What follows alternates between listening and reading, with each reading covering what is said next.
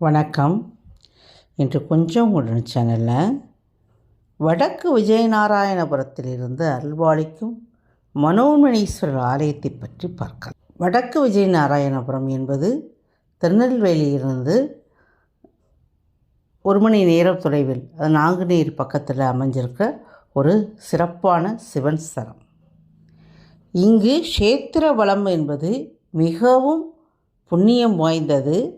எப்படி திருவண்ணாமலையில் கிரிவலம் செல்வது நம்ம பக்தர்களுக்கு பல்வேறு நன்மைகள் அள்ளித்தருமோ, அதுபோல் இந்த வடக்கு விஜயநாராயண கோவிலின் க்ஷேத்திர வலம் மிகவும் சிறப்பு வாய்ந்தது.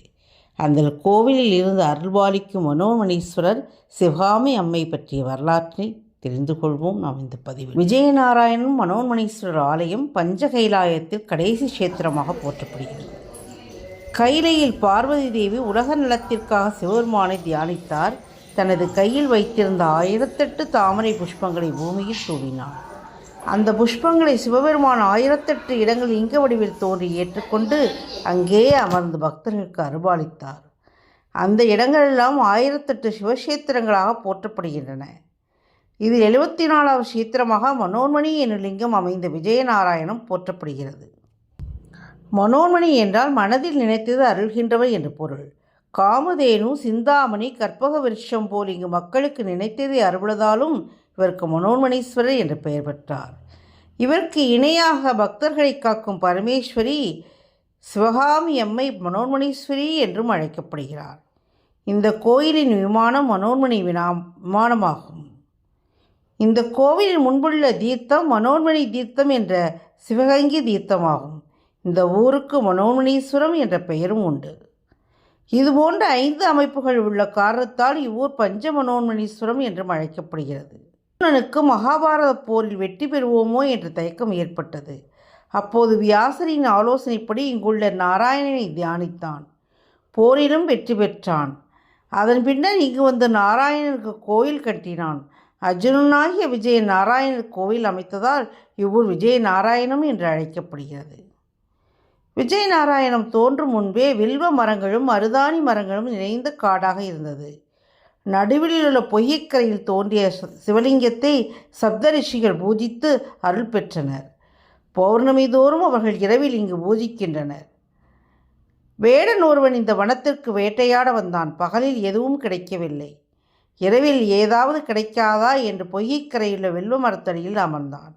அவனுக்கு நேரமும் போகவில்லை, வேட்டைக்கு எதுவும் கிடைக்கவும் இல்லை. எனவே வில்வத்தலங்களை பறித்து ஒவ்வொன்றாக கீழே போட்டுக்கொண்டே இருந்தான். அது அங்கிருந்த லிங்கம் மீது விழுந்தது. விடிந்தே விட்டது.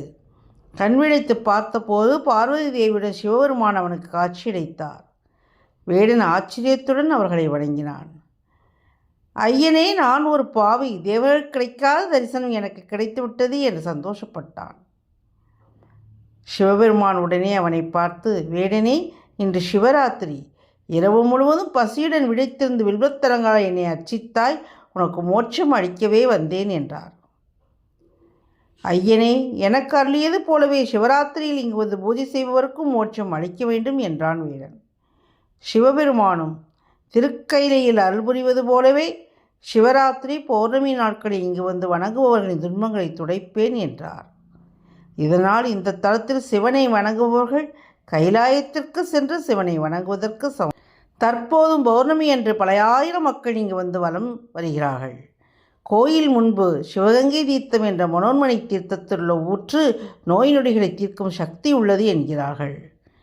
வல்லநாடு சித்த சாது சிதம்பர சுவாமிகள் பல நோயாளிகள் அழைத்து வந்து தீர்த்தம் மூலம் நோய் தீர்த்துள்ளார்.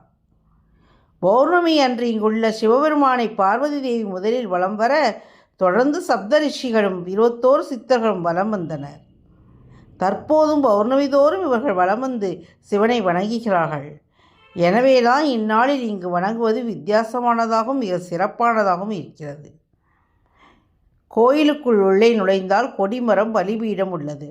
அதை தாண்டி உள்ளே நுழைந்தால் அங்கே பக்தர்களுக்கு செவிசாய்த்த தந்தி கம்பீரமாக காட்சியளிக்கிறார். என்ன குறை என்றாலும் சொல்லான் செவிமடுத்து சிவபெருமானிடம் கூறி தீர்த்து வைக்கிறேன் என்ற தோரணையில் நம்மை பார்க்கிறார். அதைத் தொடர்ந்து சென்றால் மனோன்மணீஸ்வரன் காட்சி தரிக்கிறார். இடதுபுறம் தெற்கு நோக்கி சிவகாமி அம்மாள் என்ற மனோன்மணீஸ்வரியும் காட்சி தருகிறார். அவர் அருகே பக்தர்களால் சமர்ப்பிக்கப்பட்ட வளையல்கள் உள்ளன. இந்த எண்ணிக்கையை குழந்தை வரம் தருபவள் அம்பிகை என்பதை நாம் கூறவும் வேண்டுமோ? உள்பிரகாரம் சுற்றுகிறோம். 63 நாயன்மார்களுடன் விநாயகர், தக்ஷணாமூர்த்தி, கன்னிமூல விநாயகர், காசி விஸ்வநாதர், முருகன், வள்ளி தெய்வானையுடன் கிழக்கு நோக்கி காட்சியளிக்கின்றனர். இத்தலத்தில் அன்னதானம் செய்வது மிகவும் விசேஷமானதாகும். தினமுமே குறைந்தபட்சம் 50 முதல் 100 வரை உள்ள பக்தர்களுக்கு அன்னதானம் செய்கிறார்கள். குறிப்பாக பௌர்ணமி தினத்தில் இங்கு வலம் வரும் பக்தர்கள் அனைவருக்கும் அன்னதானம் செய்கிறார்கள்.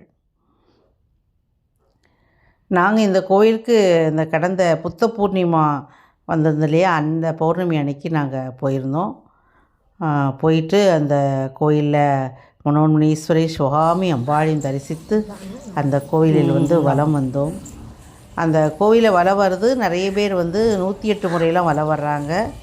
ஒரு கையில் ஒரு பேப்பரில் ஒரு கட்டம் போட்ட பேப்பர் கூட வச்சுருக்காங்க. அதில் நோட் பண்ணிக்கிட்டே எத்தனை முறை வலம் வந்தோன்னு நோட் பண்ணிக்கிட்டே வலம் வர்றாங்க.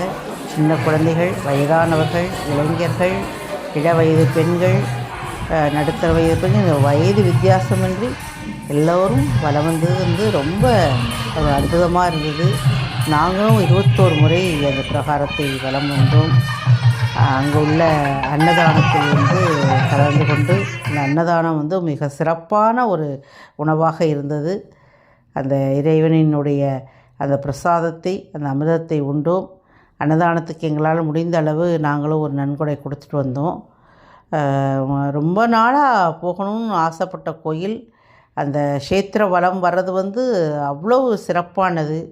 நம் மனதில் உள்ள என்ன கோரிக்கை இருந்தாலும் அதை நிறைவேற்றி தருபவர். உங்களுக்கு என்ன விஷயமா உங்களுடைய வாழ்க்கையில் பிரச்சனைகள் இருந்தாலும், நிலம் சம்பந்தமானதோ அல்லது இடம் சம்பந்தமானதோ, வீடு வாங்கக்கூடியதோ, குழந்தை வரமோ, திருமணமோ, எந்த உங்களுக்கு ஒரு கோரிக்கைகள் இருந்தாலும், குறைகள் இருந்தாலும், அந்த கோவில் க்ஷேத்திர வலம் அந்த சிவபெருமானையும் மனோன்மணீஸ்வரையும் தரிசித்து நம் குறைகளை சொன்னால் அதை செவிமடுத்து நம் மனதில் உள்ள விருப்பங்களை நிறைவேற்றும் மனோன்மணீஸ்வரர் ஆலயம் மிக சிறப்பானது. அதற்கு வடக்கு விஜயநாராயணபுரத்தில் அமைந்திருக்கும் இந்த கோவிலுக்கு உங்களுக்கு வாய்ப்பிருக்கும் போது சென்று வாருங்கள். சிவஸ்தலங்களில் சிறப்பான சிவஸ்தலங்களில் இதுவும் ஒன்று. அதன் வாழ்க்கையில் ஒரு முறை தரிசிப்போம், எம்பெருமானின் அருளை பெறுவோம். இந்த பதிவு உங்களுக்கு பிடிச்சிருந்தா சேனலை மறக்காமல் சப்ஸ்கிரைப் பண்ணுங்கள். கூடவே ஆளுங்கிற பெல் பட்டனை அழுத்துங்க. அப்போ தான் நான் போடுற வீடியோஸ் நோட்டிஃபிகேஷன் உங்களுக்கு உடனுக்குடனே வரும். லைக் பண்ணுங்கள், ஷேர் பண்ணுங்கள், கமெண்ட் பண்ணுங்கள். மீண்டும் பேசலாம். நன்றி, வணக்கம்.